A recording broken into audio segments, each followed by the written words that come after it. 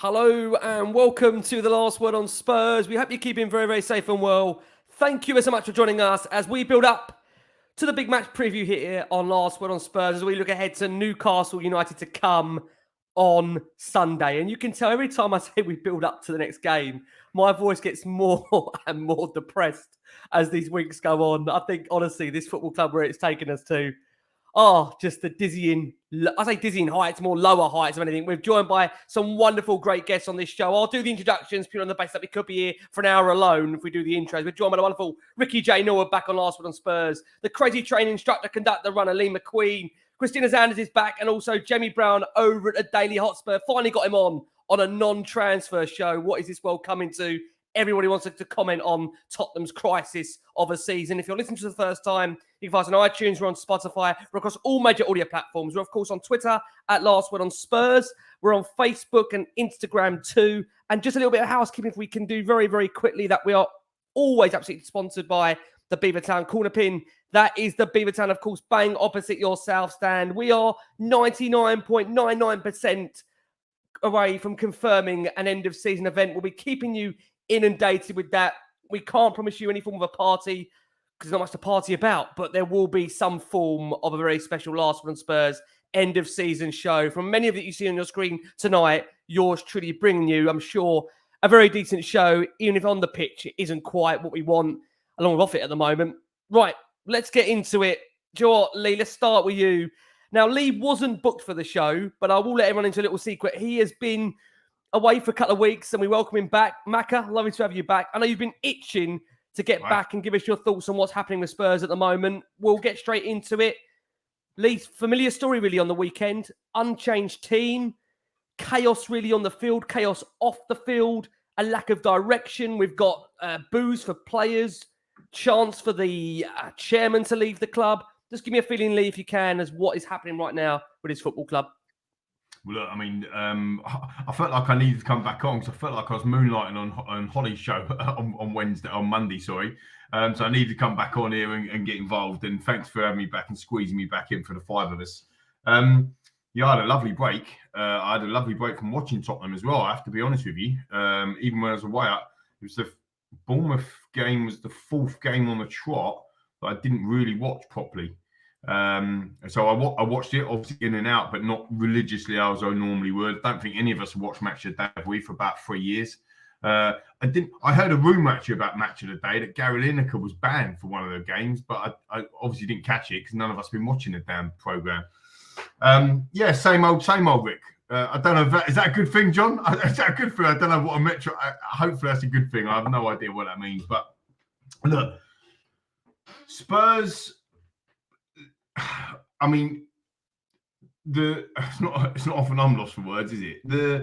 The situation at Tottenham is just getting worse every week that goes by, in my opinion. And I just said off camera before, like, you know, normally myself, Ricky J, like everyone's positive, right? But me, Ricky J Norwood, Darren Hartman, like, we're normally like the positive dude.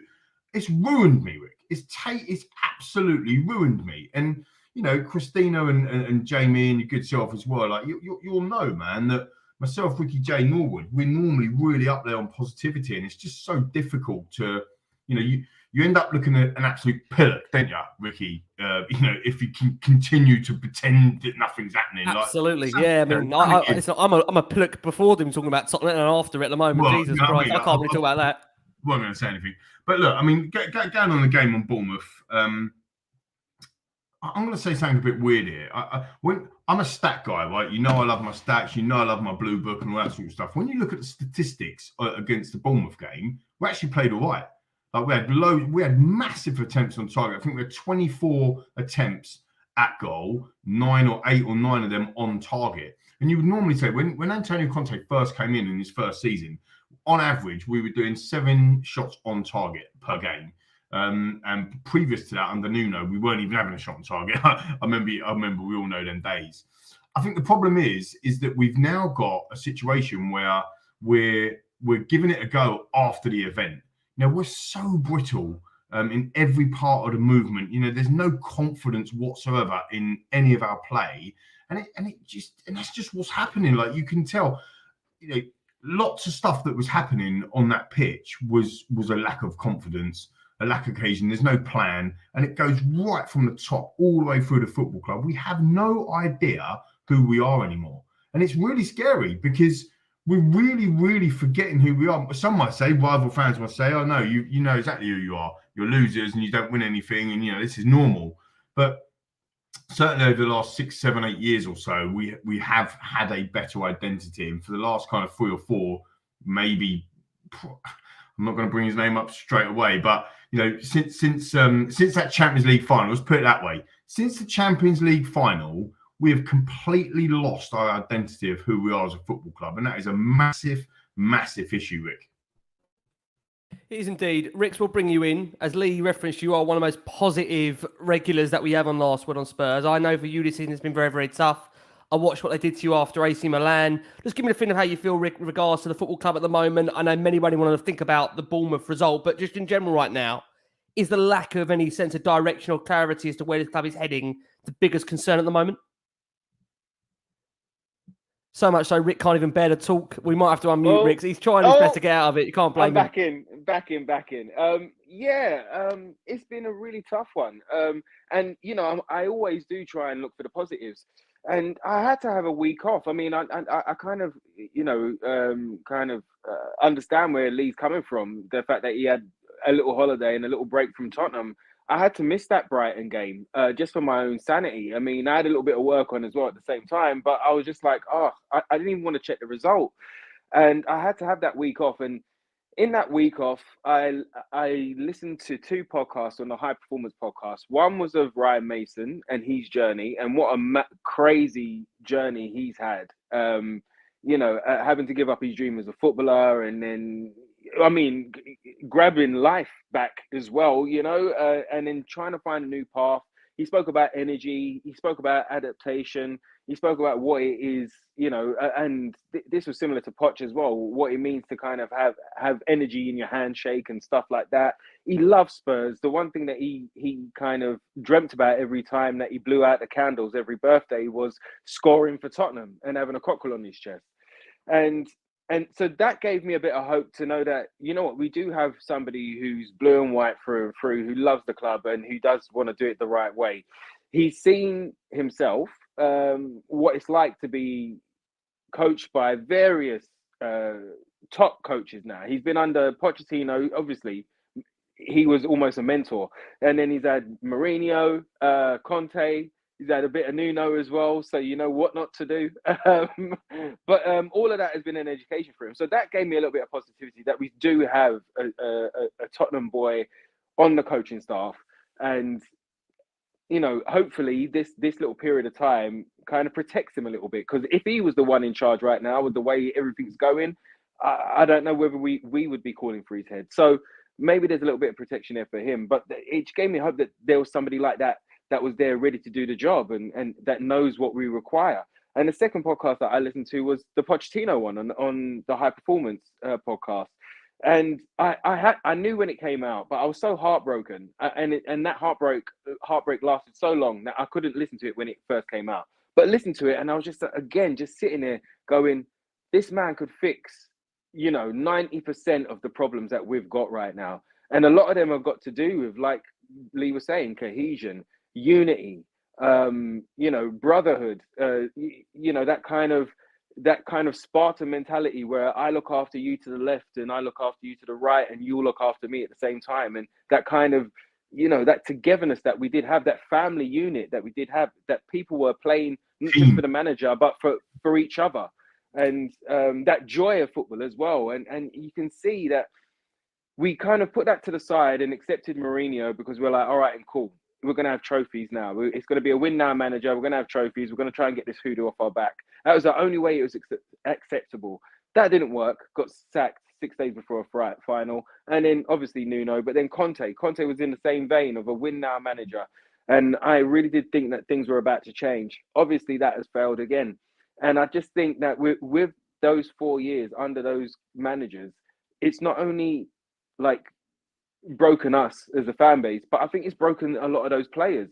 we keep hearing from every manager that we don't ask them to sit back, and that has to be tactical. That has to be tactical. That has to be embedded some way, shape, or form over the last 4 years for them to revert to that as a default.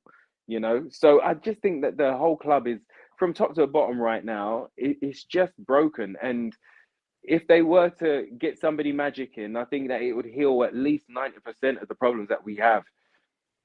Yeah, I agree. I mean, Jay, just to bring you in, the weekend was another game in which Spurs have stumbled against a lower level team. In the most polite way I put that, we've seen defeats: Bournemouth, Leicester, Wolves. We've drawn against Southampton and Everton. This was meant to be the period in which Spurs would gain momentum for these next 8 days to come our way, for the United, for the Liverpool games to come, for the Newcastle games to come. And if anything, Spurs have done the complete, utter opposite.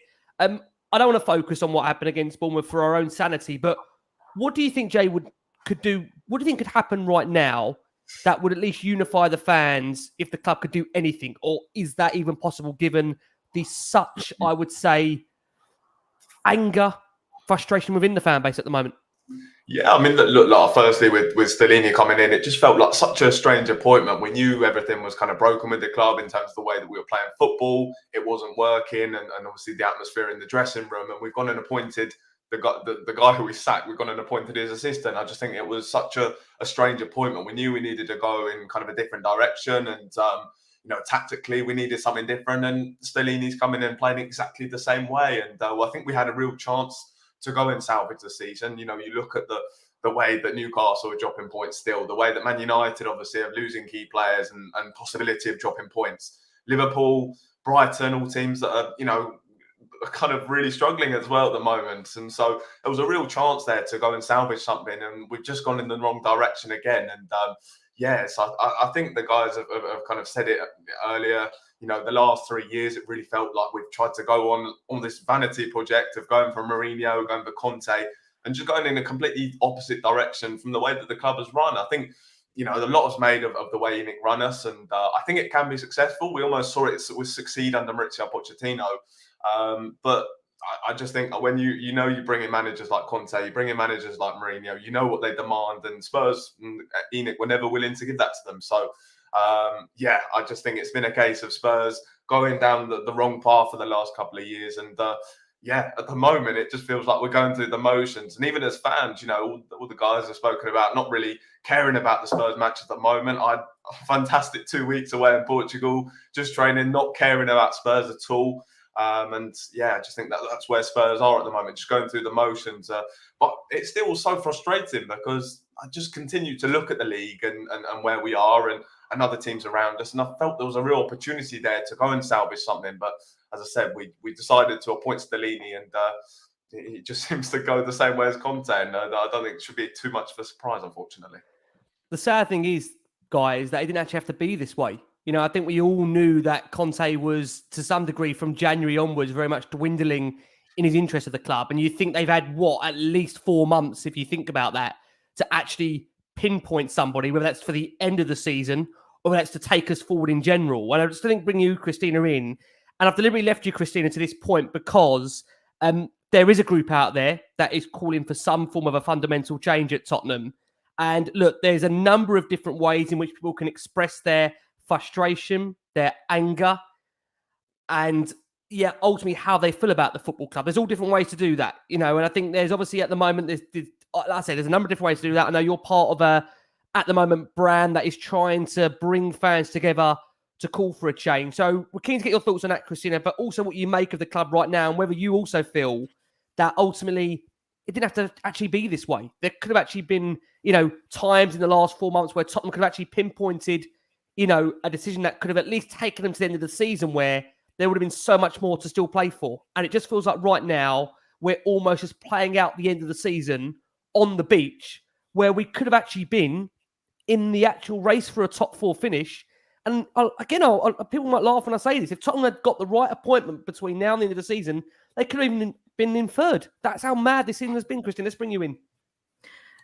It's a very, very strange time to be a Spurs fan right now. Do you know what? I didn't start doing all these podcasts till it was like the COVID times. And I got to know all of you guys and I got the confidence to be able to go to the games on my own. And honestly, it's been incredible and I've loved it. But these recent games that I've been going to have been so I just don't want to be around it, like the atmosphere anymore. It's the last game was absolutely terrible, of course, and like I was so disgusted in the booze with for Davinson Sanchez. It's just gone completely downhill, and you can feel the frustration everywhere. You can just see the players have completely just given up with the club as well. And it's just like, well, what's the point for us now? What is it? And like you guys said, I haven't felt that way. Like I haven't felt so happy with Tottenham since the Poch era. And I'm pretty sure everyone can agree, like those days were probably the best moments that we have had as a Tottenham fan. And yeah, so to me, it's just completely gone downhill since then. It, like someone's just said, it is literally soul destroying right now. Yeah, it's just at the moment I am part of Change for Tottenham, as some of you probably may have seen. We have written up a letter that we are aiming to send to the board on Friday, so the 21st of April. What we've wanted to do is we wanted to gather fans' opinions, what their thoughts are, what they want to have change to Tottenham at the moment. This is just a way for everyone to just, we want to do this in the most professional way. We don't want any anger. We don't want anyone like, if you've got an opinion, you have to respect, everyone's got different opinions at the end of the day. But all will be revealed like more. There's a lot of stuff going on at the moment that we're trying to organise. But yeah, so it will all come out soon. But yeah, just hopefully like we can make something good out of it and make a positive, because, we're all part of this in this together at the end of the day. I mean, as much as we might just be a number at Tottenham, we might just be a customer, we're fans at the end of the day, and we're the ones that make Tottenham, like we're part of it. So yeah, we just want everyone to come together and hopefully we can get something positive out of this finally. Absolutely. Rick, can I just add to that as well? Just, Christina and the people behind Change for Tottenham, guys and girls, they're good people, right? They're good people. So, they like you said, Christina, you've got the group together around trying to have some positive change for Tottenham. And I think that reading the comments live on YouTube and reading all the stuff that we put out on social media ourselves and on our individual accounts, we need something different. That's for certain. So please go and check them guys and girls out. Yeah, absolutely. Rix, I want to start this section off with you, because obviously we haven't had your opinion on it yet. Look, I think there was a number of things at the weekend that many felt clearly very uncomfortable with in that stadium. I'm not going to sit here and say that, I think as fans, I just firstly say that we've had a very difficult last 3-4 years. We had a point in which Spurs were in a Champions League final and then have subsequently not only fallen off the cliff, but have gone so far down to a point where it feels like there's actually no way of return. And it's really, really sad, the situation that we find ourselves in, where we're having situations where our own players are being booed inside the stadium. It's not the first time, unfortunately. I think what I would say is, look, I know Spurs fans, we are, for me, the best fans in the world. Again, I might be biased in saying that. I think we've got the best fans in the world. I think what you're seeing right now is a frustration amongst fans in which people are just really, really angry, not at one player, but at the general situation Spurs find themselves in right now, from the board to the lack of a manager, to the lack of a plan, to the lack of a direction. That doesn't mean to say it should be taken out on one person or one individual. That's not right at all. We've seen it actually more than once this season, of course, with Emerson Royale as well. And Davinson Sanchez is a human being. I think we have to retract the fact that whatever this guy earns, he's got going to a family in the day. He's still got his kids. And it's not going to be easy for him to have to then try and come back from this. And many will say, look, he shouldn't be playing for the club. But I don't think it's actually Davinson's problem, or it's actually not his fault. There might have been opportunities where he's wanted to go. But quite frankly, Spurs have turned down offers in which they feel isn't adequate. So I just wonder now, the decision that Tottenham are in right now, Clement Longley, as we know at the moment, is obviously suffering an injury. Whether he's going to be fit enough for the weekend might determine as to whether Davinson Sanchez is put back in the team. Maybe away from the incident at the moment, Rix, what do you make of the whole situation with Davinson? And do you think he will play again for Tottenham given what happened at the weekend? So I think Davinson is a sad story, to tell you the truth. When we signed him, I was really excited, and his first season under Poch and alongside Jan, we could see he could be the heir to Ledley King. He had everything going for him: size, strength, power.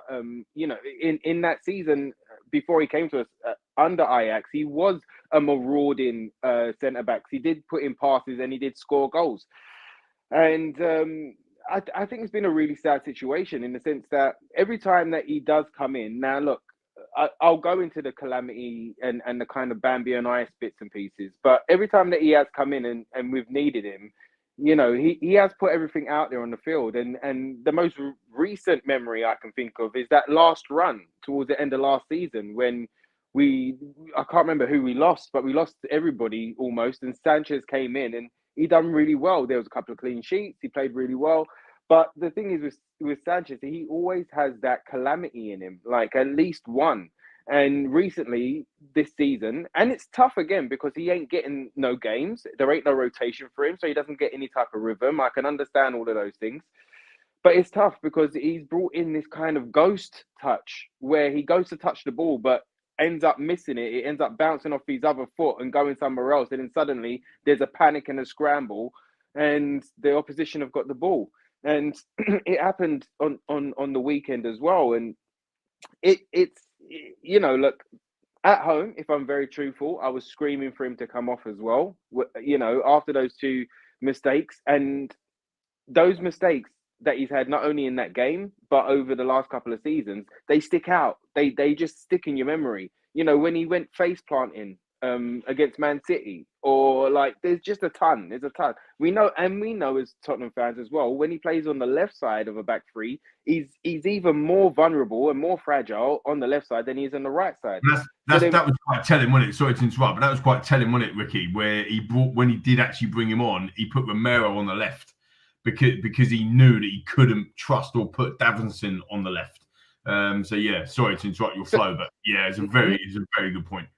No, but I think you're right. But then let's look at that. So then we push our best defender over to the left, as you said, in Romero to accommodate Sanchez. And then those two mistakes. And then there was a point as well in the second half where I saw Dyer go to the left and Romero was in the centre for a little bit. So there's all of this confusion and all of this chaos that's being created to accommodate Sanchez.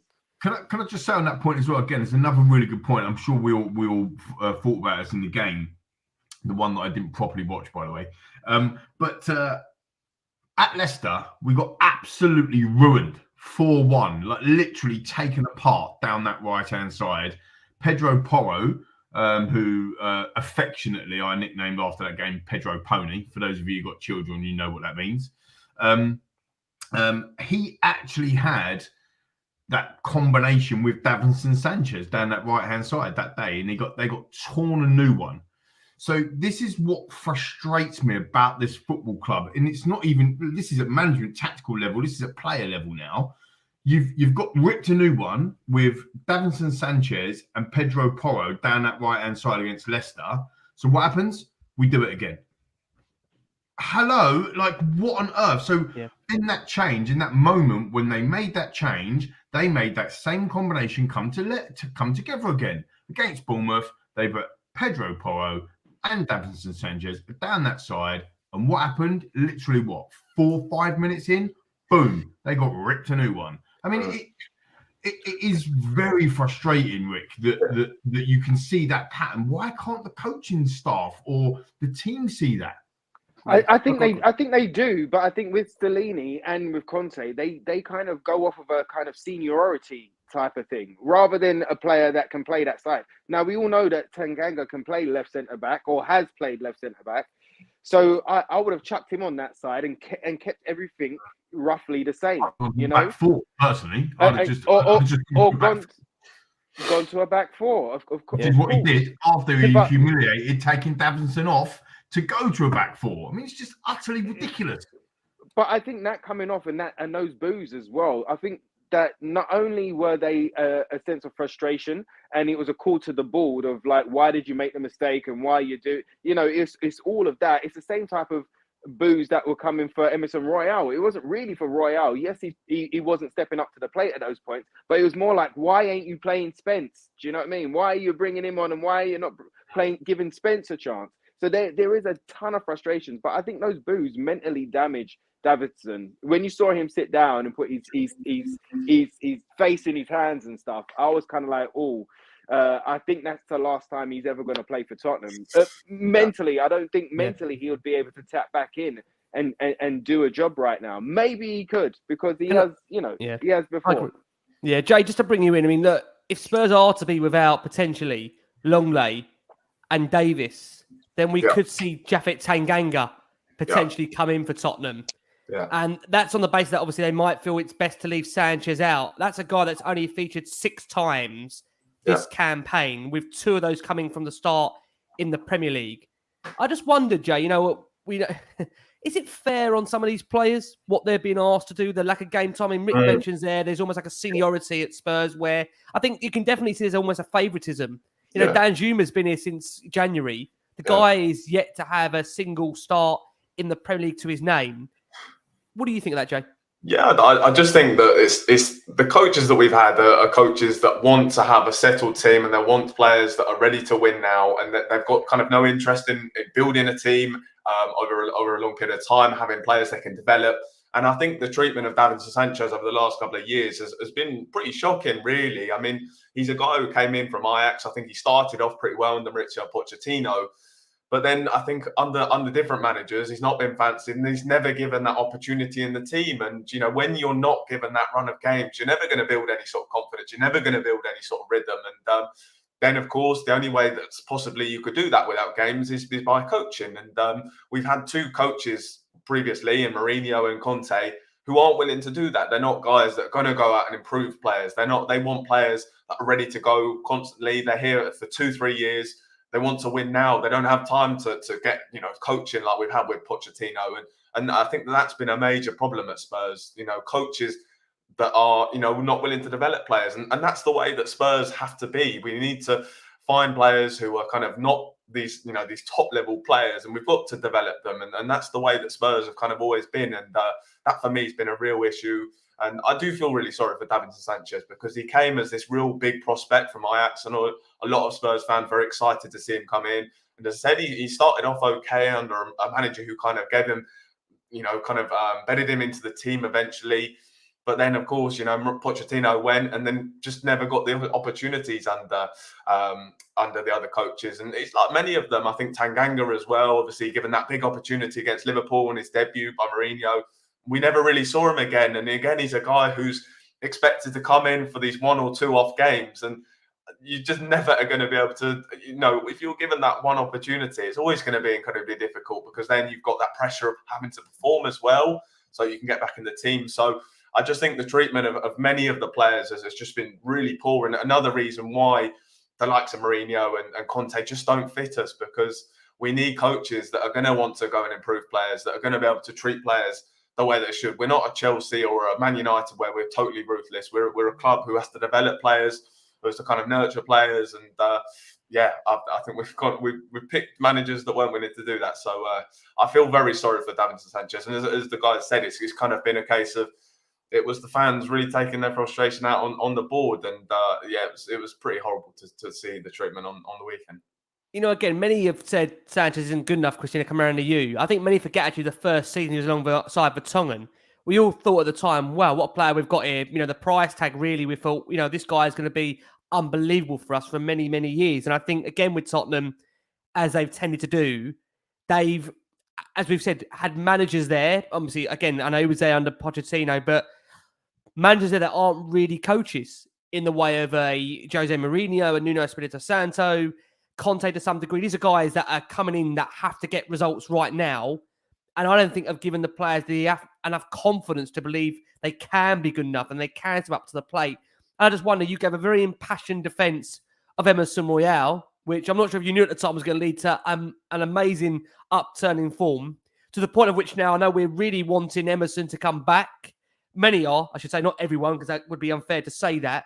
What do you think the future does hold for Sanchez now, Christina, before we close this segment? Do you think we'll see him again in the Spurs shirt, given that reaction he got at the weekend?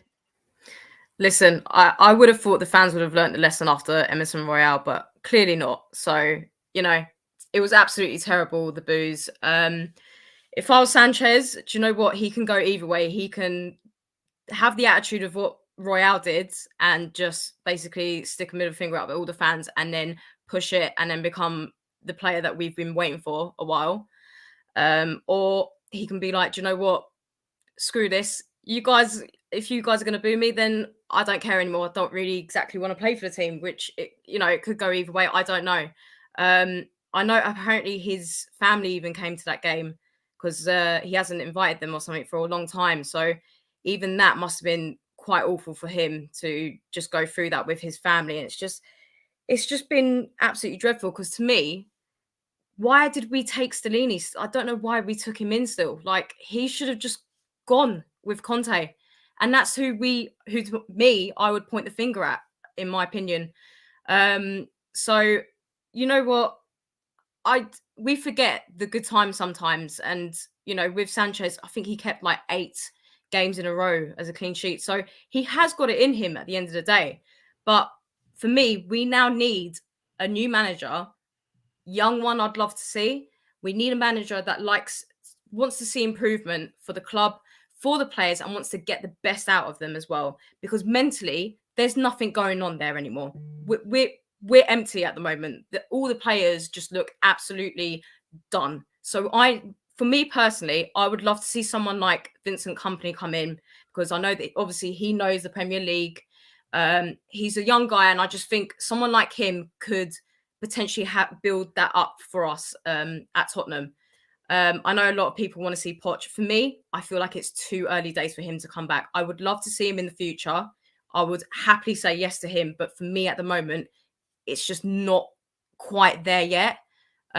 So, yeah, I really do hope the best for Sanchez. And I hope he doesn't take it too personally. I mean, at the end of the day, we actually took 2 players off social media. Like, that's absolutely terrible. Our own fans did that. Well, I mean, and Porro's been here less than 3 months, which is, yeah, again, remarkable. Look, again, we can't get away from the fact there's a lot of frustration, a lot of anger out there that, to be fair, to some degree, Spurs could actually fix. I think, again, we get away from that this could actually be very much fixable had Tottenham made the decisions in which could really bring this fan base together, but have subsequently decided that they're going to review things at the end of the season and almost write it off from January, which, again, we've done this not once, we've done this quite a number of times. If you go back to recent memory, we've done it on a number of occasions. Sherwood, of course. It's not just obviously that period, but it's been times before that as well. Spurs have had David Pleat in charge and written a season off. So that is the biggest frustration. One player I do want to bring it round to that has got confidence at the moment, you'd feel, on the back of his cameo at the weekend, Lee, coming over to you, and that is Arnaud Danjuma. Now, I'm not quite sure what more this man would have to do to stake a claim for the lineup at St James's Park at the weekend. Got his goal. He's a player that has been overlooked really through the period that he's been here. What do you make, Lee, of his cameo? How do you think now is finally the time in which we should see Arnaud Danjuma make his full debut from the start for Tottenham Hotspur in a Premier League match? Well, I think he's had about 58 seconds, isn't he, since he's joined in January, or whatever stupid minutes he's had. Bar the FA Cup, of course, yeah. I was there in Preston away when he scored. It was a good, some would say it was a bit of a fluky goal, but it was great for his confidence to come off the bench, bang, he scored. We hadn't seen him since, which was utterly ridiculous. And then when he came on the other day, to be fair to Stellini, I'm giving Stellini quite a lot of stick because it's basically, it's not even Conte version 2.0, is it? It's Conte version 0.5 because he's not as good as Conte, but he's exactly the same tactically. But ultimately, to be fair to Stellini, he has played Danjuma, and when he came on the other day against Brighton, he was instrumental in creating the space, running, making defenders move around so Kane could score. And then he's come on against Bournemouth the other day and he's scored. And actually, if we weren't such a shambles at the back, which obviously we've all talked about already, and maybe if that match had gone on a little bit longer, if Richarlison sticks that header in, for example, that free header that he should have started, maybe if that was Danjuma rather than Richarlison, he probably scores because it is a confidence thing. I think Danjuma's got, considering how he's been treated at the club so far, I think he's got quite a lot of confidence. I think he walks into that dressing room and says, yeah, I'm in for this. I can have a go. And I like that. I like that attitude. I like that about him. He scored more Premier League goals this season for 58 seconds being on the pitch than what Charleston has in 20 appearances. So I'm up for. I think, look, Kulusevski. I've got a little Kulusevski here. My one of my twins, my 9-year-old, made this cup for me. Right, this is the only stuff now. This is a mug, right? My coffee mug. This is the only stuff I'm sporting now for Spurs. I'm not no gear I'm wearing anymore. It's just this cup that she's got Kulusevski on there. I'm just saying Kulusevski. Danjuma weren't at the club when she made it, but Kulusevski's gone off the boil, isn't he, Rick? To be fair, yeah. Again, there's a number of those players. Romero would say the same. He's not been the same since the World Cup. Yeah, I do wonder, Lee. I'll let you come back on this point very quickly before we bring Jay in. I'll let you come back on this. There's a number of those players that aren't performing to their level at the moment. Many will feel Højbjerg just isn't good enough anymore if Tottenham want to be progressive as a football club. I will just, again, remind you guys that for Denmark, he played in a much more advanced role and they were absolutely loving him there. So I do wonder, again, if a lot of this comes down to the manager, Lee. Well, it does. I mean, look, people can have criticisms, and I think that's the rightly so, but also people have got short memories, right? When Højbjerg is playing alongside Bentancur, isn't Højbjerg the one running halfway at the pitch and scoring the winner in Marseille in a real raucous environment? No, I'm just throwing it out there. Isn't also Højbjerg the one that ran about 35 yards and put a ball in for Kane to score the winner against Brighton? Just literally 2 games ago, just throwing it out and asking for a friend. Isn't Højbjerg the guy that actually did a 1-2 on the edge of the box and scored a low power driver against Chelsea? Just asking for a friend. So, go and have a look at some of Højbjerg's numbers, and actually he has improved from even last season. Does he give the ball away in midfield way too much? Yes. Is that because of the system that we're playing? Is that because of the people that he's around? I probably think yes, but like I take your point on Højbjerg. I think the thing is with Danjuma is he's definitely earned the right, in my opinion, to start over a Kulusevski, who I can't. I'm really gutted for him. I don't say disappointed. I'm disappointed, but I'm gutted for him because since the World Cup, since he's had that injury, whatever that injury was, team, I don't think he's recovered from it. And Jamie, man, you're an athlete at a high level. When you get injured, it takes a while, doesn't it, James, to come back?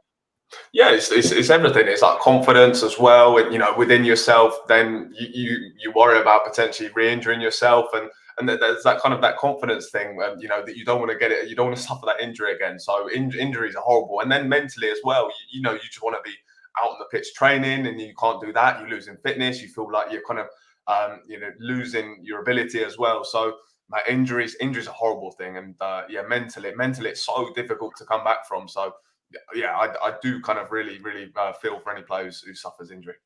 Given, Jay, the fact that at the moment you'd say probably Danjuma is the only player in that squad that has got any shade of confidence. Yeah. Would you not be stunned if he's not in the team, or would you not be surprised given Stellini's decision making so far since getting the job? Yeah, as acting head coach until the end of the season at the moment. Yeah. I mean, it's another one in terms of the club giving the manager a player that he didn't particularly want.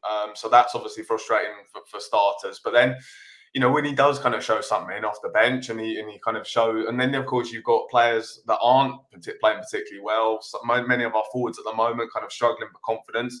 It's a great opportunity to go and bring in that player, and it's really frustrating that they continue to persist with playing players that are out of form. And again, it's just, I just think that, Danjuma, he could quite easily go that way as well, because, he's got to do, he's doing everything he possibly can. And himself is going to kind of be frustrated by that. And he himself is going to lose confidence. So it's just kind of the culture at the moment at the club is just so horrible. And just on so many of those players, I mean, the number of players that we're seeing that are just performing, well below their standards. And I just think it's confidence, even Romero's been low this season. Heung-min Son, of course, well below confidence as well. Kulusevski's even started doing it now. And, even players in the past, the likes of the Dele Allis as well. So, I just think that the managers have been a big part to blame in terms of killing the culture at the club at the moment. And, I just think that so many players in this team are just shot of confidence at the moment, and that's the big concern for me. How low these players are in confidence. Is that a Shackles thing, Rick? With Christina, Jamie, other Ricky? Is that a Shackles thing? Is that because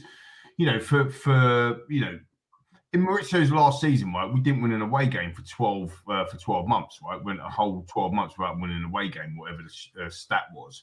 And then subsequently from them, we've had managers that kind of have put the shackles on, right?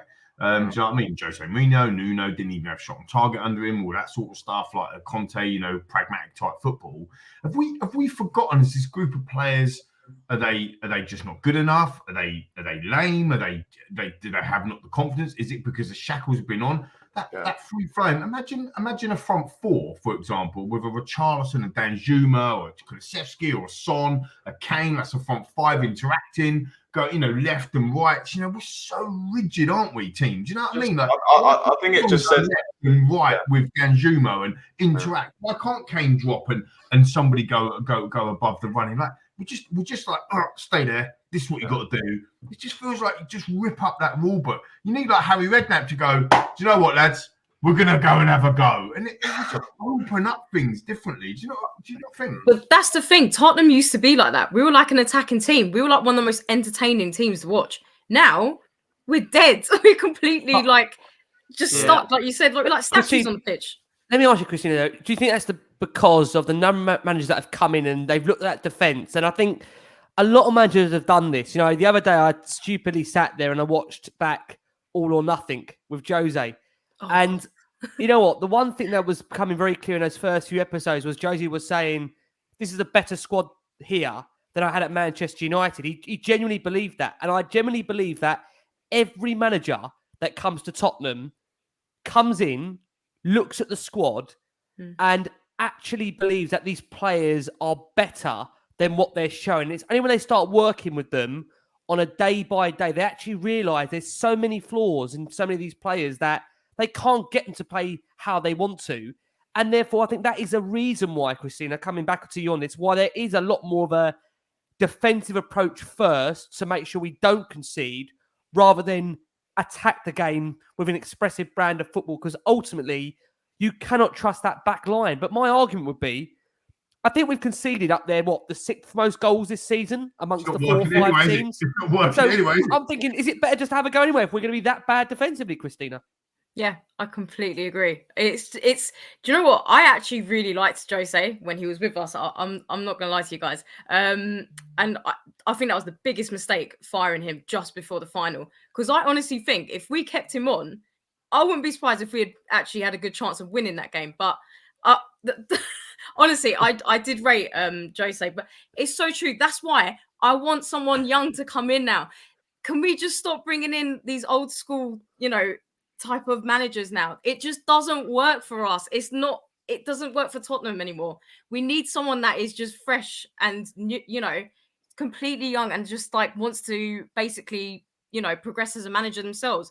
But it's someone that also, I've said it before, someone needs to come in and truly wants to get the best out of each of these players, and they need to know exactly what their role is, what is the best role for them, because everyone just seems to be so confused on the pitch as to what they're actually doing. So I don't know what it is anymore, but yeah, I do. I really want Vincent Kompany. I'm not going to lie. I keep saying it all the time on social media, but yeah, he's the one I truly think could make a difference for us.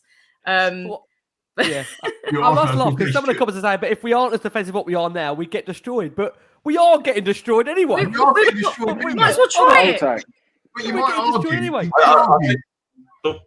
Just quickly, you could argue against Bournemouth. We was giving it a go. We was in the end. We went to a back four. We was giving it a go, and that's why we got caught and lost 3-2. And now we're moaning at that. You could argue that. The statistics in that last 20 minutes showcase that we were in their final third, and we were shooting and crossing and shooting and crossing, and we got caught. The problem was, do you know as well? Sorry, just to butt in. Those crosses from Pedro Porro were unbelievable, but there was nothing to finish it. No one bothered. No one was. There was no execution. They don't know what to do with them, do they? It's the problem. Coming towards the end of that game, Rick, bringing you in here. We did have a number of. We had 6 or 7 actually attacking players on the field, but what was clear is there was no real structure. There was no real cohesion. There was no real actual plan of when you had those players on the pitch, what they were going to do. The message was very, very unclear, as we saw how that played out towards the end there, Ricks. Yeah, and do you know what? To kind of to respond to everybody's comments there, because we've all been on this page now, and we've all been thinking about this for a while. But the thing that I think that we have lost over these last 4 years is our bravery, and that was Poch's motto: go out there and be brave. And what we done is we parked that, we put the bravery to one side, and we started worrying about the opposition more than we worried about ourselves. We started worrying about what they were going to do to us rather than what we was going to do to them. Do you know what I mean? And then we've gone this pragmatic style to kind of win a trophy and try and get this monkey off our back, but it hasn't worked. The experiment hasn't worked.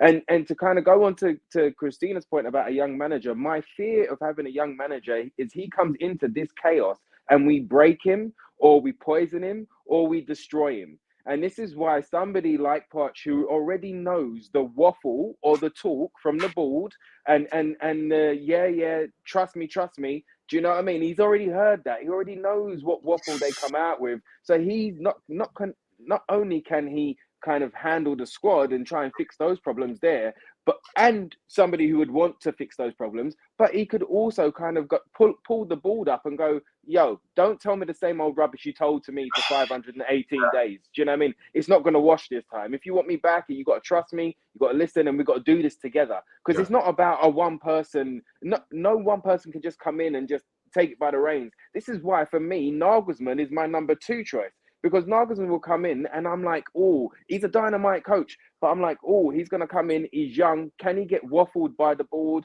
Or can he get promises that are not kept? And do you know what I mean? And then what's going to happen? He's going to get frustrated. His ego is going to start boiling up. And he's going to realize he's not going to be able to win anything at Tottenham. And then what happens? It becomes poisonous and it becomes another wasted 2 years, you know? So, and also with the Danjuma stuff as well, right? The Danjuma stuff. My thing with Stellini is this. If Lucas, I think we're forgetting, Lucas was suspended on the weekend. And if Lucas was in that squad, would he have put on Lucas instead of Danjuma? Because that's exactly what he done at Everton. When all of us were screaming, whether we was there or whether we was watching at home, I know we collectively were screaming for Danjuma. And how then you brought Danjuma on against Everton, the guy that literally was at Finch Farm signing for him, as if he doesn't want to come on and get some grief from the fans and go and stick it in the back of the net. I mean, it's a great point, mate. So that's my worry when it comes down to the weekend about starting Danjuma. As you said there, as Ali Gold, friend of the show, and I was so happy that I got to be on with him the other day. But he said it. He's the only one that has got a bit of positivity and a bit of confidence about him. So you harness that, you put him into the side. But are we going to see that? Or is Lucas going to come back in? Or is it just going to be the same old lineup again? And hopefully Danjuma gets off the bench. Or does he go but lower on the pecking order because Richarlison then is suddenly fit? Yeah. Can I just ask, there's been a lot of rumours this week about managerial targets, Jad. I just want to bring you in before we look ahead to Newcastle. I think, like I say, at the moment, a lot of names being mentioned. I know Maurizio is a front runner for many at the moment. One name that appears that could be on the horizon is Luis Enrique. Just want to get your thoughts on that, Jay, and whether you feel that could be potentially the right fit for the football club, or if there's anybody else out there, the likes of an Arne Slot, which Spurs have been linked with again. Who do you feel right now, before we look ahead to Newcastle, from what you can see from the outside, would be the right person to come in and not only get the best out of this squad, but try and unite what is really a fragmented fan base that needs to be stitched back together?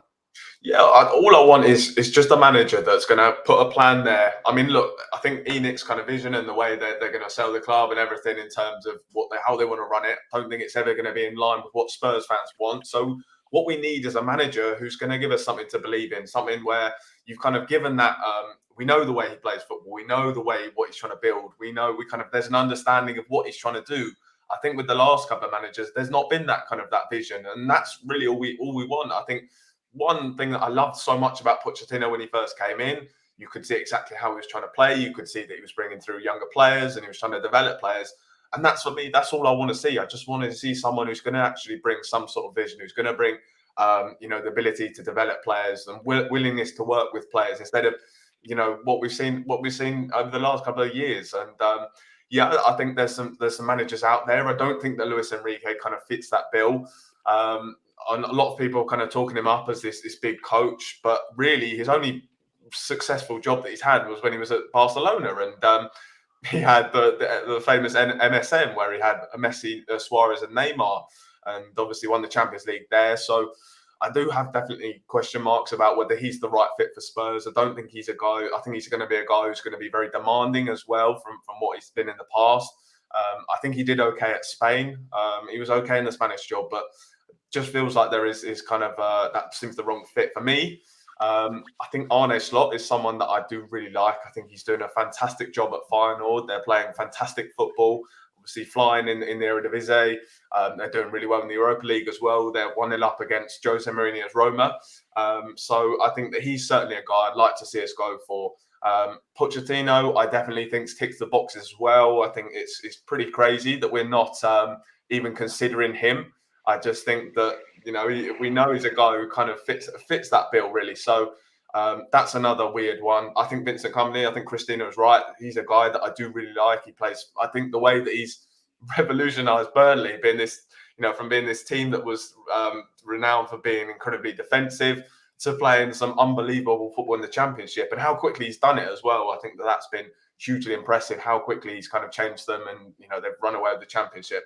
So I think there are managers out there that can fit us and that can kind of build us back up. But I just want someone in who's going to come in, clear way of playing football, the way that Spurs fans want to play. We want attractive football. Yeah, as I said, I think Arne Slot, Vincent Kompany, Mauricio Pochettino tick those boxes. Not sure that Luis Enrique does that, but yeah, those are three contenders that I'd definitely like to see at Spurs. I'm going to come around to Christina in a minute to discuss Newcastle, but before I do, I know Ricky and Lee, your passionate emphasis is on Mauricio Pochettino. So I want to ask you both this question. I know Poch is the man that you want to see come back to the football club. Lee, I'll start with you. If, from what we believe today, is that Mauricio is not under consideration, there's two factors for that. There's number one, the fact that Paratici is there. And as we know, Mauricio doesn't want to work with a director of football. Again, what we must say on Paratici is that there is a verdict we understand maybe imminent or within the next 2 to 5 working days as to whether he will be able to continue his role or whether effectively he'll be banned worldwide from transfers, which would, you'd say, make his role untenable at Tottenham. The other factor is that there's a definitive split within the board. And what's been reported, as we know, is that maybe the hierarchy or some of them aren't in favour of Mauricio's return. So, Lee, if the fans are continuing to sing Mauricio's name, surely it's going to be very, very hard to continue to ignore those calls if that's what these fans want. Well, a couple of things on that. Firstly, massive congratulations to the under-17s. They've just won the Premier League Cup final, so there is trophies in the cabinet. Well done to everybody involved in that, and get some of that winning mentality, as I think somebody put in the comments, in and around the squad. So fantastic. I know one of our own, John, Little White Rose, is up there watching. I think Forest had 2 players sent off, to be fair. So fair play, John, and everyone involved. Awesome stuff. Let's hope we can win the next one, which is, I don't know, is it the weekend, I think, or next week as well. The second thing I want to do is give a quick shout out to Bob Dyer, who's been on the comments tonight, because he tweeted me earlier in the week, DM'd me and said, does anyone know where this flag is? And it was the flag with Mauricio Pochettino. So I stuck a tweet out to go, oh, does anyone retweet? Does anyone know the flag? And lo and behold, there's a few requests coming through. And San Antonio Spurs, or AKA at Van der Volks 8. So big shout out to Van der Volks 8. Got the flag. It's his flag. He wrote a tweet out to say, if we get more than 50 likes in the next hour, I'll bring this flag to the Man United game. And it's currently on 4,248 likes. Get in there. So it looks like the big Argentinian flag with Poch standing there saying, do you want a bit of me? It may be coming back into the stadium. So a bit of fun on that side. But from a serious point, I do also like Vincent Kompany. I love what Christina said about him earlier in the show. And Jamie, you put some really good points forward. My thing on Luis Enrique is absolute top drawer coach, but he's just not right for Tottenham. Like, he's going to walk in and go, right, you're giving me Basuma, Sarr, Højbjerg, and I've been used to, my Barcelona midfield. Like, you're giving me Kane and Son or whatever. I'm used to Messi. I'm just not sure he's the right man. That's going to take 3 or 4 years to rebuild the squad in his world. From a Pochettino perspective, it is utterly crazy that he is not. I'm not saying that he hasn't got the job. Look, it's utterly crazy that he's not in the dugout, in my opinion, right? But it's even more crazy that he's not even being considered. I mean, not even being considered to be not in the dugout is very different, isn't it, team? But he's not even being considered. What on earth are we doing? This guy literally cut his arm off and it's literally coming out. Tottenham is literally bleeding blue and white. He cried for us. This guy's got passion through him thick and thin. 90% of the fan base, as you said, but people were singing his name. We was away at Wolverhampton Wanderers early in the year when Conte was still off ill and, Conte was still our manager and the away fans were singing his name. Right in the thing, you've been at the home games recently, and his name's being sung. The problem is, Rick, that the board, Daniel Levy and the board, regardless of Daniel Levy might want him and some of the board might not, it is a consensus. But what the problem is that since when did they ever listen to the fans, Rick? So honestly, since when did they ever listen to the fans? Because your question was, surely if the fans keep singing his name, they can't be ignored. We're always ignored. And to be fair to the board, and I'll put this on them, they didn't put the season ticket prices up. We already pay the highest prices in Europe, to be fair. But the fact that they didn't put them up is obviously a little tick in the box, I suppose.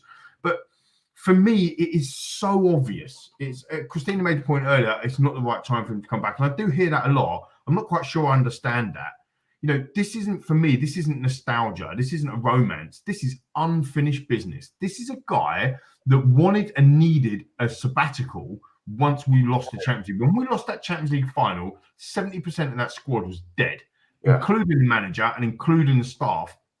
But he couldn't walk away for a sabbatical, could he? He had to carry on. And in the end, we all know what happened. We drew 1-1 with Sheffield United in November. He got fired. I'd have gone down to League Two with a bloke. This geezer gets us. He is us. He is one of us.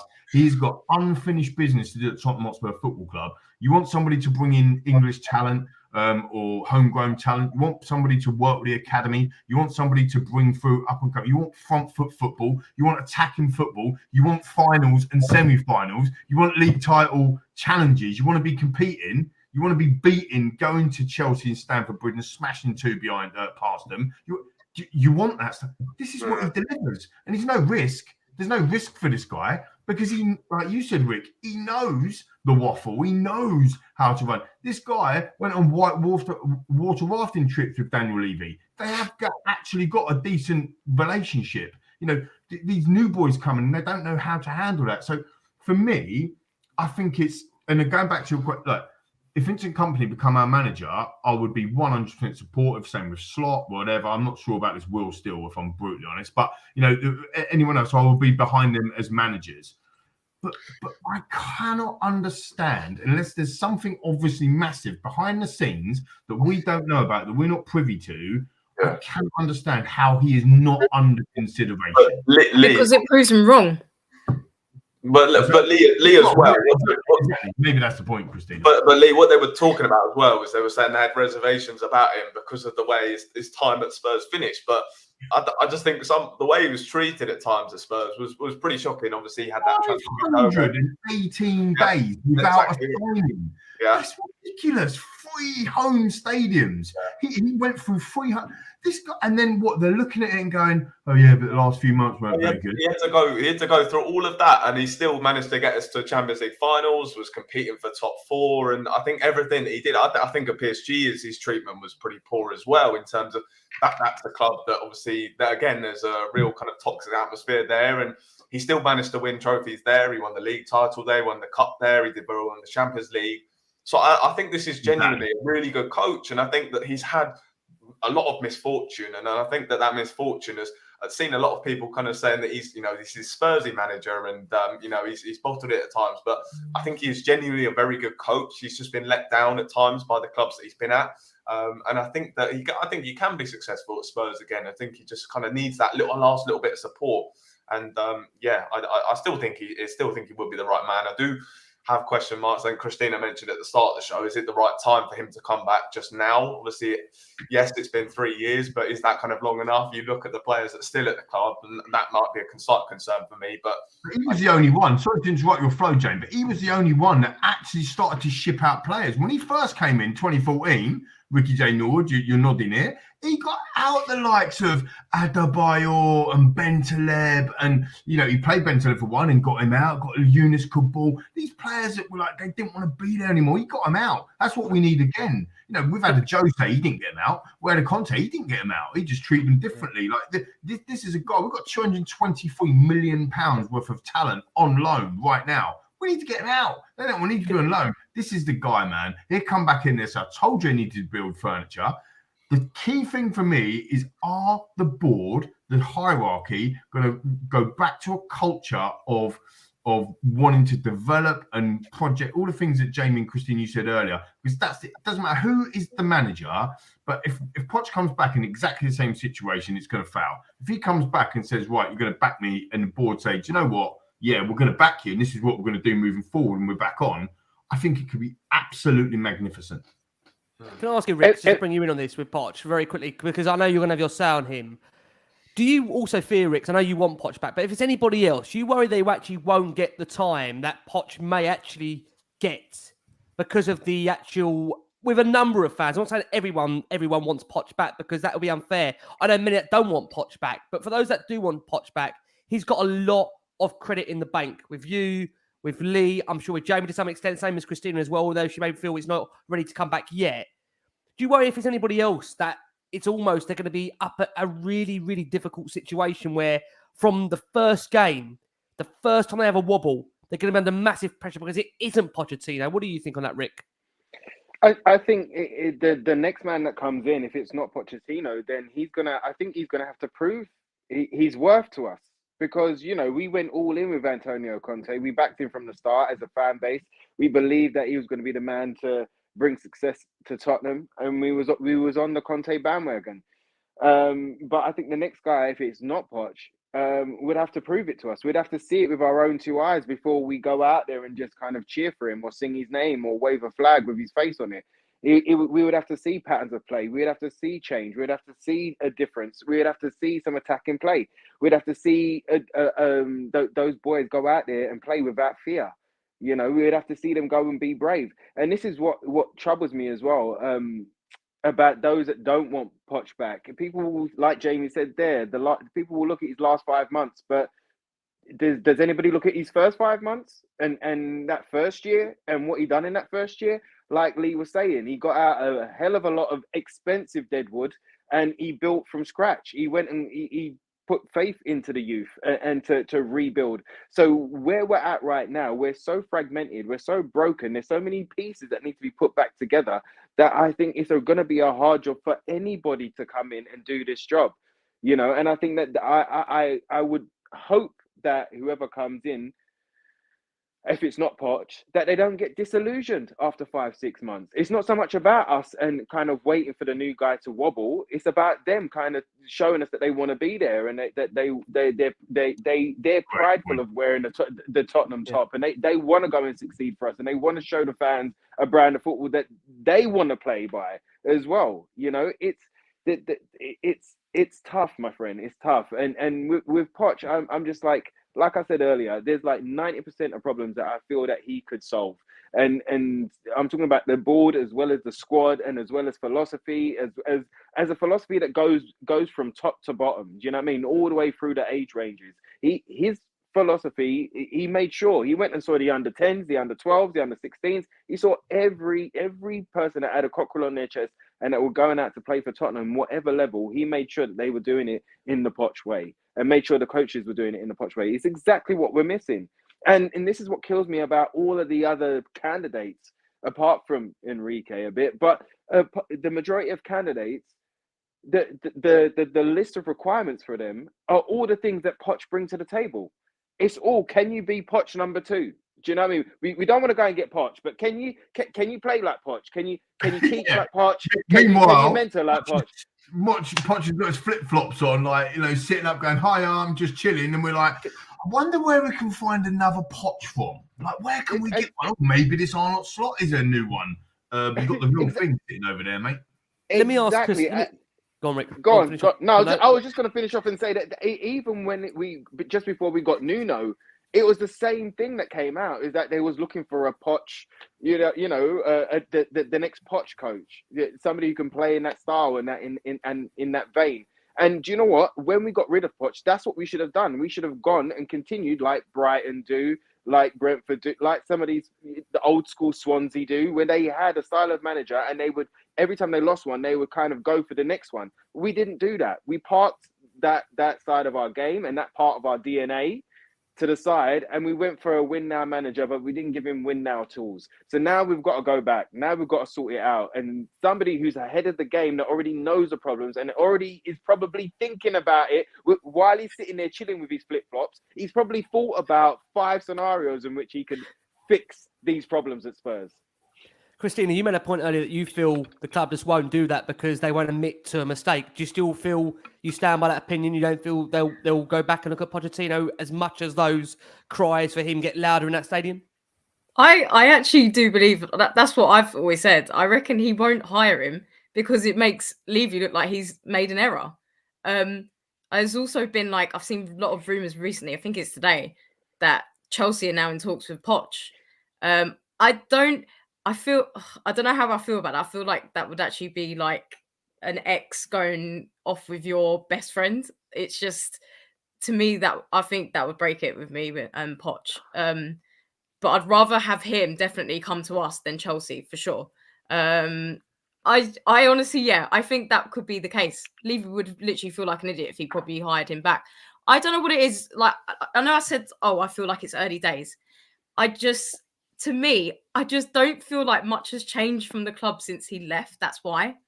And I don't know what else he would be able to gain from what we have at the moment. You're right, Christina. There's still 8 or 9 players that are there from when he left previously. You can't get away from that. I think that's his destiny.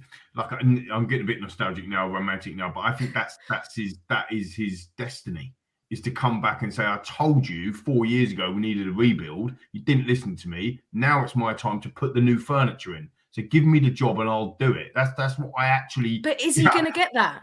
I don't know. I don't know. And I do agree with you. I do agree with you, Christina, on the decision making. And here's the thing, Rick, you asked a question earlier about what can the board do or the club do right at the top to really kind of appease the fans and to get them back on side. They could do that. They could come out and say, do you know what? We are humble and we do make mistakes. Like all human beings, we make mistakes. We made a mistake, and here's your man back. And here we go. And this is what we're going to do. And we're going to go in. We're going to clear out the dross. We're going to thank some of the players for their long time service for the club and say thank you so much, but you're good to go. And we're going to rebuild a young, attacking, front foot, brilliant team that we can get behind and be patient if it doesn't win anything for next year or the year after, because we haven't got a win now manager and a win now players and all that sort of stuff, and we can get behind that project again. I, for one, I'm not speaking for everybody. I appreciate that, viewers and listeners. I'm not, but I, for one, I've been broken to the point now where I just want to see good football. So actually getting good football back and then building again, I'm back on my train again. It won't be so crazy, but I'm back on the train. At the moment, the train is just so far off the rails. But that's the thing about the board or the actual club, or the owners of the club, the chairman, Dan Levy, the board themselves. They must realise, they know they're very intelligent, miles more intelligent people than I am. They must realise that actually by saying, do you know what? We're accountable. There's no one holding them to account. We're trying to hold them to account.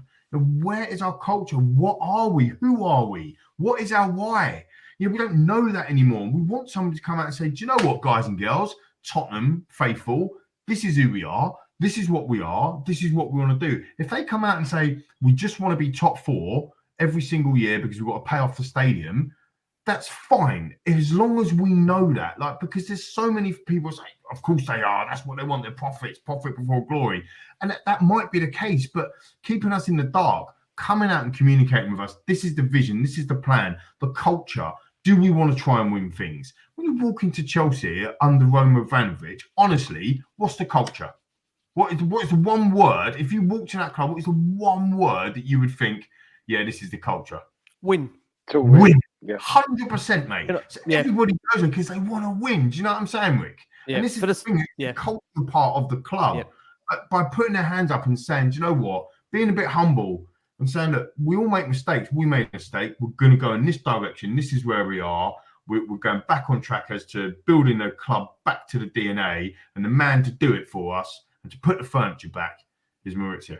And Okay, well, listen, we are now going to look ahead to Newcastle United to come. Taking into that break, you are going to hear from Ketch, the wonderful Ketch, who gives us his thoughts ahead of Newcastle United to come. Look, this show was always going to derail in some way. That's what a manager debate was always going to do. Jay, we're going to kick things off with you for Newcastle. Spurs, of course, remain 3 points off the final Champions League place. In from Aston Villa now are just 3 points behind us, and they could quite easily leapfrog us in those final 7 fixtures, with Brighton also having a glorious opportunity to move ahead of us due to our 2 games in hand. How big, Jay, is this game against Newcastle? And let's get your prediction for this one. Yeah, I mean, I do kind of fear the worst for this one, unfortunately. I think we're kind of fighting to either be in the Europa League or avoid being in the Europa Conference League. I know a lot of Spurs fans will kind of say it's a fantastic opportunity to be in that Conference League and an opportunity to win a trophy. But I just think it would be a major distraction for us. And again, I look at those competitions and the way that we've treated them in the past, and I just think it's a bit of a waste of time, really, because we never even been in the Europa League. I'd love to see us take the Europa League seriously. I think it's a competition, obviously, which we have great history in as well. But I just don't see us doing that. And I think the way things are going, I don't think we'll have to worry about being in either at the moment, because I look at the teams behind us. I look at the way that Liverpool are going, obviously, that big win on the weekend. I look at Brighton and the way they are at the moment, and then I look at Aston Villa as well. Those are 3 teams that I think that are more than good enough to kind of knock us out of that top 7. And I think that 7th place will probably get that Conference League spot. So, yeah, I think it's going to be a case of we will start sliding down the table a little bit. And yeah, I don't really hold any hope for the weekend, really. I mean, obviously, Newcastle, they did suffer that defeat. But prior to that, they had been on a run of 5 wins in a row. They had looked like they were building something. Obviously, Isaac was playing really well as well. And I think at St James's Park, this is a huge game for them. We saw what a big occasion was like for them at St James's Park last season. This is obviously, they're in the driving seat for the Champions League, so they're going to be bang up for this one. So, yeah, I unfortunately, I can't say anything other than a Spurs defeat here. So, I'm gonna go for a 3-1 defeat. Unfortunately, I don't think I've ever come on here and really given a defeat prediction. But I mean, what we hope. I don't really see what we're kind of holding out hope for. Unfortunately, there's nothing there. I think we're going to play pretty much a similar team. We all kind of expect that it's going to be the same lineup. I mean, how draining has that been across the whole season? You know, seeing the same lineups. It's just even before the game's kicked off. It's it feels like we've really lost and. Yeah, I just think it's going to be more of the same, and it's horrible to come on here and be so negative because I hate doing that. But well, I think many would say, Jay, honest. I think many would say honest and realist. But that's kind of the attitude that we have at the club, of where as I said, we've appointed a guy who plays exactly the same football, and it just seems like Spurs are going through the motions at the moment as just a club. So that's what you're going to get on the weekend. You're going to go get a team that are going through the motions, a manager who's going through the motions, and yeah, unfortunately, I think it's going to be a defeat. Mate, thank you for your honesty as always. Loved having you back on. I know the transfer show is a lot more better than this, Jay, so I appreciate it. They're coming soon, mate. They're coming soon back. Don't worry. Christina, it's been a pleasure having you on. Look, I mean, as we know, this is a massive, massive week to come for Tottenham. They've got Newcastle United and Liverpool, where at the end of it, maybe it's not a Champions League spot even being spoken about. I know many probably feel at the moment we shouldn't even be having a conversation about the Champions League. But if obviously Spurs go to Newcastle and somehow win, they could move back into 4th, which I know feels almost unbelievable that I'm saying that. I know many won't believe that I'm saying that. Christina, give me your thoughts on Newcastle and what you feel is to come our way in that game. Big up Holly, by the way. I absolutely love her. She's one of my favourite Spurs accounts on Twitter. Oh, God, can I just ignore this question because I'm dreading it. But the thing is, I don't want to say a massive defeat because that's how I deeply feel. But I don't want to say this on the stream because I don't think that's right. It is literally going to be exactly the same lineup, isn't it? Just like Jamie said. I just can't see us going in there and wanting to win. The players themselves. Oh my God, this is going to be horrific. But I'm gonna just be positive and be nice about this, and I'm gonna say Spurs are going to go for a surprising 2-0, I'm going to say. And I'm hoping to see a Jack Grealish goal as well. very soon. So just wanted to point that in there as well. Christina, been a pleasure. Now it's been a busy show. Loved having you on. Again, make sure you go check Christina out. Change for Tottenham as well. I know she'll again give that mention throughout the show. Check those guys out. Ricks has come round to you. You know, after winning 5 of their previous games in a row, Newcastle did take a massive, beating to be fair to some degree after suffering a 3-0 defeat to Aston Villa last week. I'm not sure that's a good thing for Tottenham. I'm not sure. I think Newcastle are going to come out and be really, really buoyant on the front foot. And I think you're going to notice a difference between their home support in combination to ours. And I'm not criticising our home support, but everybody is so united together, believing in a purpose, almost the way which we felt at the back end of last season when teams were coming to us at home and we had that belief, a la Burnley, as you know, with that win, of course, there, and which drove us to a Champions League spot, really. What do you think of it, Rick? I don't think you've ever predicted a last one on Spurs prediction of a defeat. Is this the first time? What do you reckon, Rick? Well, mate, look, I don't want you to fall off your chair, but you know, Newcastle have got tremendous momentum right now, and they've got the goal in sight, and for them to go to the Champions League would be amazing for them from where they was with Ashley to where they're going, you know, and they are definitely got that momentum, as you said, that we had towards the end of last season. So what I'm going to say is that Newcastle are going to score 3 goals. Tottenham are going to score 2, but 2 of Newcastle's goals are going to be ruled out for offside or VAR. So we're actually going to win 2-1 against Newcastle. There you go. You thought you was going to get a loss. You'll never get a loss from me, Ricky Jacks. You'll never get it. You'll never get it. Ricky J, are you? What about Joel Linton? Would you think? Would Costa's been? Can I just say, Joel, you just reminded me here. Bless Anthony Costa said to me, "Get your money on that." And Joel Linton's been the first goal scorer of the game. Bless Anthony, I tell you. But you know what he's going to score for us? It's going to be an own goal, and that's going to be our first goal. There you go. Joe Linton, own goal, but he scores for Tottenham. Ricky Norwood, I absolutely love this guy. What we've put him for on this show with the 4 defeats to Chelsea and the AC Milan, mate. Honestly, he always finds a way. Lee, let's close it with you. Again, I'm not being negative. I'm just spitting out facts here. Spurs have only won 5 times this season away from home. I find that staggering, given how Spurs used to be one of the best away sides in the last 4 or 5 years. It's unbelievable how that has completely changed. Well, I mean, under Maurizio, Antonio last season, you've got to say. I mean, we do know, obviously, Alisson Maximan is questionable due to his thigh injury, as well as Miguel Almiron. Yeah, him. Miguel Almiron as well. Yeah, is he coming back? Well, again, they're questionable to injury. We'll get more information from Eddie Howe's press conference later in the week. But all over him, that bloke. He scored against us, didn't he? At Tottenham Hotspur Stadium. That's probably him and Joel Linton that are going to stick it in it, and then Callum Wilson one. Come on, Lee, you tell me. What do you think prediction-wise you're going to go for the weekend? I'll summarise it by that. I know we've run over a lot. I'll summarise it by saying this. I never predicted a defeat, but we are going to lose, in my opinion. I think we will lose 3-1. I do think Kane will score to carry on his unbelievable form, by the way, from missing that penalty in the World Cup. He's come back. I think that gets overlooked. It's been absolutely amazing, really, goal scoring wise. I think we'll lose 3-1. But here's the thing for me, and this is where it hurts a lot. This time last year, we smashed Newcastle 5-1 at home, and we were chasing top 4. And I was away with my best mates who are Arsenal fans. 2 of his boys were Arsenal fans as well. And we had this race for the top 4 and blah, blah, blah. And they went to Newcastle and got absolutely brutalised by that crowd. And they got beaten. And we ended up getting the top 4 for the back of that Newcastle. I just think it's going to be the reverse of that. I think we're going up there this time and we're going to get brutalised. Is it a 2:00 kick? Not Super Sunday, is it? 2 o'clock. So at least I'm not sure it'll be a Super Sunday for any of us, depending on how it goes. No, exactly. But look, I suppose the only positive I can take out of that is that if I'm thinking so negative about it, if we end up getting something out of the game, I'll be happy days, won't I? Yeah. I'm not sure how that negativity stuff works, but I'm learning fast, Spurs. Absolutely. Look, it's been a great show. Lots of broad opinions as always here on Last Word on Spurs. I want to give my thanks to the wonderful Jamie Brown over at Tottenham Hotspur. Jay, thank you so much, mate. Really, really appreciate it. Yeah, all good. Thank you, Ricky. And hopefully Spurs can kind of do something on the weekend and maybe kickstart the season. But I'm not so sure. But let's see what happens. Yeah, absolutely. And Christina, thank you so much again. I don't know if you want to give a shout out there very quickly again to that brand that's out there at the moment that is looking to give some form of emphasis of change to the football club.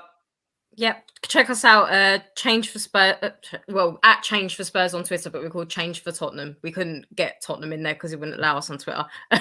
But so check us out, guys, and give us all your thoughts and your opinions on what changes you'd like to see at the club. And yeah, we'll hope to bring everyone together. And more, we'll have the letter to be shown on our website on the 21st of April. So check that out.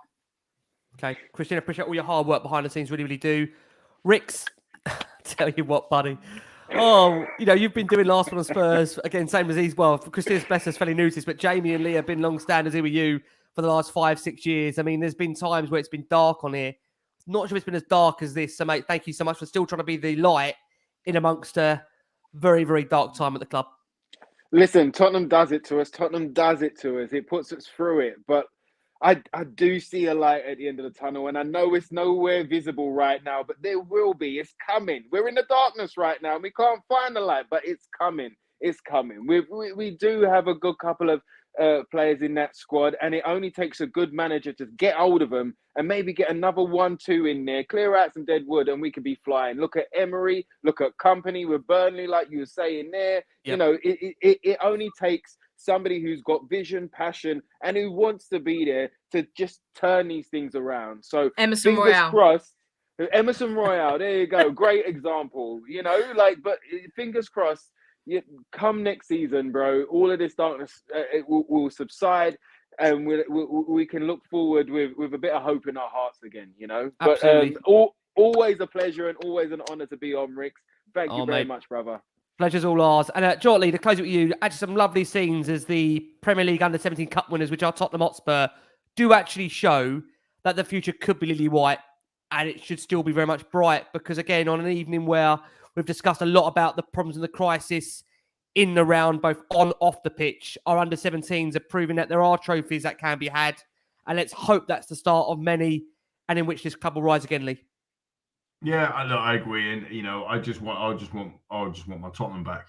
I want to live and breathe. I want to put the gear back on. I want to puff my chest out, and I want to enjoy going to the football matches.